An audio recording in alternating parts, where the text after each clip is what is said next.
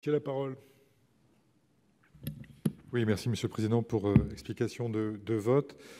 Vous l'avez indiqué, Madame la Ministre, certaines dispositions peuvent partir d'une bonne intention, mais elles ont parfois des conséquences catastrophiques. C'est le cas de l'encadrement des promotions qui est issu de l'ordonnance prévue par la loi Egalim pour ce qui concerne particulièrement les produits saisonniers, comme effectivement le foie gras.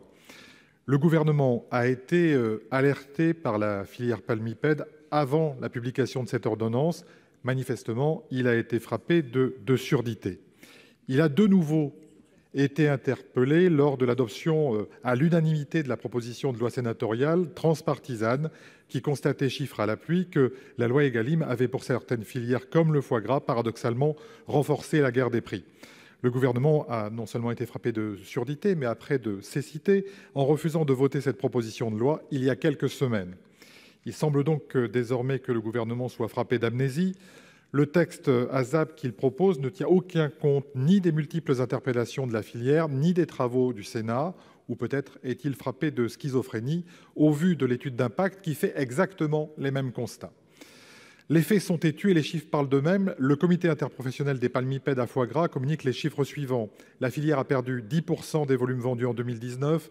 Les chiffres d'octobre et de novembre montrent des pertes de 35 à 44% des volumes vendus en grande et en moyenne surface. Les stocks résiduels suite aux méventes vont également provoquer une érosion des prix et réduire les volumes des productions à venir. Cette double baisse, la baisse des prix et la baisse des volumes, est une double peine pour une filière qui va conduire d'ailleurs à une baisse du revenu des producteurs aux antipodes complets des objectifs de la loi Egalim. Vous n'êtes pas sans savoir, vous qui êtes sur le terrain, comme la plupart d'entre nous, que ces agriculteurs ont été durement touchés par les 2 épisodes consécutifs de grippe aviaire de 2016 et de 2017 et qu'ils ont eu à investir lourdement pour faire face aux mesures de biosécurité qui en avaient découlé, aidés en cela par l'État et les collectivités locales. Les discussions avec la grande distribution pour les contrats cadres 2020 sont déjà achevées. La saison du foie gras se décide fin avril.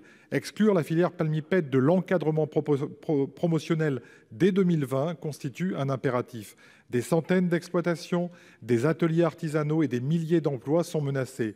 L'annonce de dérogation au cas par cas délivrée par la Direction générale de la concurrence n'est ni satisfaisante ni juridiquement solide.